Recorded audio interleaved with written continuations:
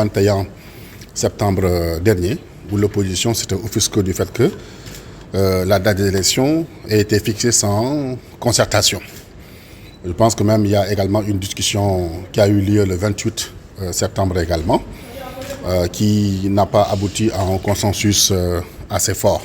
Ça, je pense que c'est des couacs. En plus, bien entendu, ce qui est sorti des débats, le fait que le président de la République ait demandé un avis au Conseil constitutionnel et que dans la décision du Conseil constitutionnel, qu'il y ait des actes qui intéressent le processus électoral et que les autres concurrents n'aient pas l'information sur les éléments du processus électoral contenu dans l'avis du Conseil constitutionnel. En réalité, ce qui constitue une rupture d'égalité devant la matière électorale. Donc, hormis ces aspects qu'on a eu à constater, de façon générale, l'administration territoriale est aux aguets. La Direction générale des élections publie constamment les arrêtés, donc les textes qui doivent soutenir le processus électoral, mais également publie des communiqués. Le ministère de la Justice a mis en place des permanences, en tout cas avant le dépôt des dossiers pour disposer d'un casier judiciaire. Dans le cadre du changement d'année de base de comptes nationaux au Sénégal, suite à une recommandation du système des Nations Unies, l'ANSD, Agence nationale de la statistique et de la démographie, a commencé des travaux depuis mars 2023 pour une nouvelle année de base 2021. L'ANSD a ouvert une enquête sur le transport qui touche tous les domaines. Nous avons décidé de faire donc un recensement des unités de transport.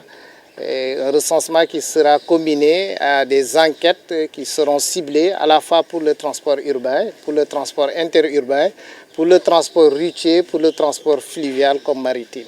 Donc c'est tout le segment du transport qui fera l'objet d'une évaluation et c'est une première parce que lors du dernier changement d'année de base, l'enquête n'était pas aussi exhaustive pour le transport. Contrairement à la dernière année d'enquête qui remonte de 2014, cette fois-ci, les Jakartaman sont pris en compte. Nous allons faire une enquête autour des tchak-tchak, avoir des questions qui portent sur leur production, sur leurs dépenses, sur leurs recettes, sur leurs contraintes, sur leurs charges, sur leurs investissements. Et donc, toutes ces problématiques donc, seront interrogées et les résultats collectés également seront traités et mis à la disposition de tous les acteurs et utilisateurs.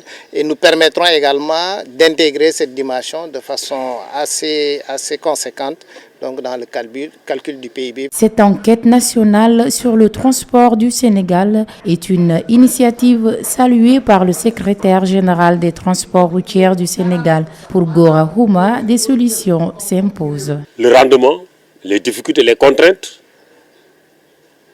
l'environnement, et qui connaît le transport connaît aussi les difficultés du secteur. Mais avec ce recensement, nous pourrons identifier tous les problèmes et que ces problèmes identifiés peuvent demain trouver des solutions par rapport à ça. L'ANSD, Agence nationale de la statistique et de la démographie, a ouvert une enquête sur le transport informel du Sénégal. Objectif, évaluer son apport sur l'économie nationale en vue d'améliorer sa couverture. La collecte de données démarre à partir de ce 7 octobre jusqu'au 6 novembre prochain. Après avoir sensibilisé les jeunes sur la nécessité de tourner le dos à l'immigration irrégulière, les responsables de l'ANPEJ ont procédé à l'enrôlement de 300 jeunes mbourois. On a reçu les jeunes, on les a écoutés, on les a enrôlés pour les renforcer en capacité et aussi ceux qui ont des projets entrepreneuriaux, aussi les aider à avoir accès au financement en les orientant aux autres structures telles que l'ADER, le 3FPT ou bien l'ONFP. La préparation psychologique est prise en compte dans le programme. On est accompagné de psychologues et de sociologues qui sont là pour discuter avec les jeunes afin de les aider. Car cette problématique n'est pas du tout simple. Malgré les mécanismes mis en place pour l'emploi des jeunes et les multiples sorties des autorités, le fléau continue de s'intensifier. La directrice générale de l'ANPEJ demande aux parents d'alléger la pression sociale pesant sur les frêles épaules de leurs enfants. Beaucoup de gens sont partis en mer à cause de la pression sociale. Nous lançons un appel aux parents d'accompagner psychologiquement et socialement leurs enfants. La caravane sera ce vendredi à Joal. Après cette étape, elle se rendra à Goudiri, Saint-Louis et Kafountine. Notre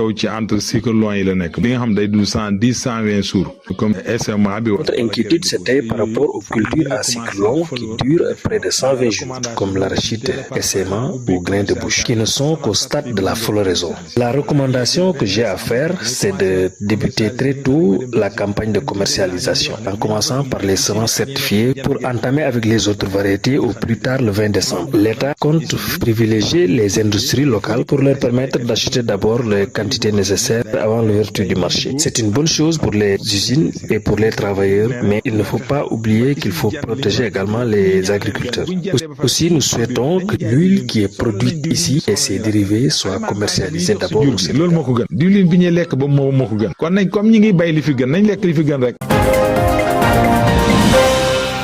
Un centenaire de célébration des droits de l'enfant a été l'occasion pour les défenseurs des enfants d'appeler à la promotion de leurs droits. On sait qu'au niveau du Sénégal, il y a eu d'énormes efforts qui ont été faits en matière d'amélioration de la protection des droits des enfants, mais il en reste encore beaucoup à faire en termes de mariage d'enfants, en termes de mendicité forcée que vous avez mentionné, en termes d'inégalité d'accès à l'éducation, en termes de déscolarisation, en termes de violences faites aux enfants. Et tout ça a des répercussions négatives sur l'enfant, sur son développement, mais aussi sur son avenir. Et on sait très bien que les enfants sont l'avenir de la nation. Pour Omar Ndiaye, représentant de la direction de la promotion des droits et de la protection des enfants, les acteurs et les autorités doivent unir leurs efforts pour trouver des solutions à l'errance des enfants dans les rues. Et ça demande vraiment une stratégie concordée qui va appeler l'ensemble des partenaires qui agissent dans le cadre de la protection des enfants, notamment l'État en premier lieu. C'est un problème qui est là, que nous sommes en train de trouver des solutions, mais on ne le fera pas seul. Parce que l'État seul ne peut pas régler ce problème. Aminata Badiane Choy de l'Agence nationale de la jeunesse pour la santé et le développement a insisté sur la nécessité d'une synergie d'action pour éradiquer le phénomène des enfants des rues. Et que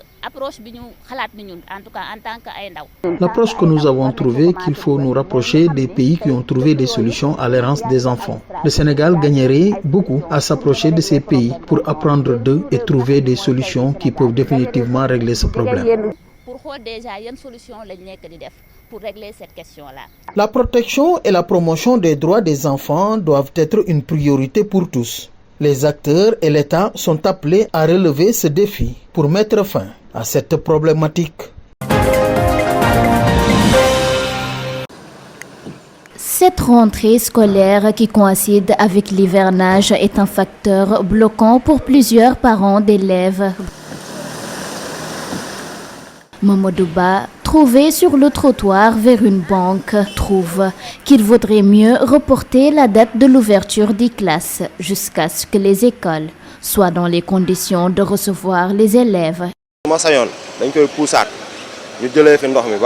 Je pense qu'il vaudrait mieux reporter la date de la rentrée scolaire jusqu'à ce que les écoles soient libérées des eaux, parce que les enfants sont très fragiles. C'est un risque de les laisser débuter les cours dans de telles conditions.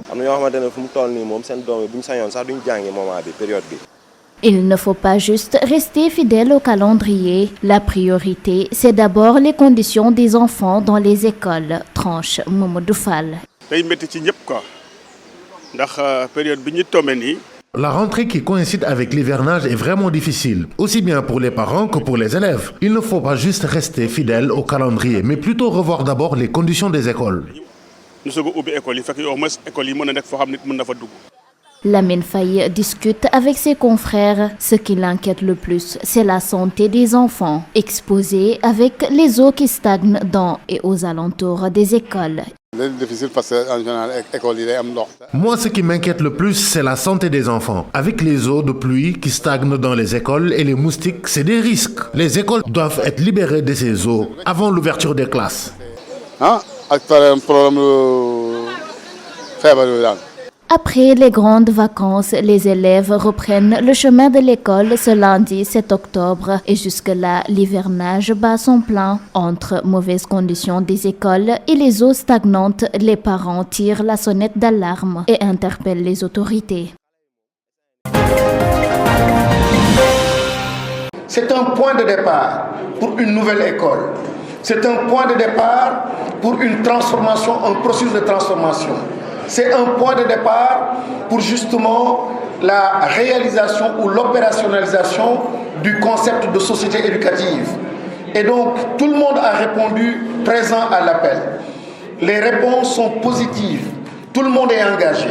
Tout le monde veut accompagner le chef de l'État pour justement cette belle transformation, ce travail extraordinaire à l'endroit de nos enfants, à l'endroit donc de l'école. C'est le lieu de lancer encore une fois un appel à tous nos compatriotes, à tous les Sénégalais.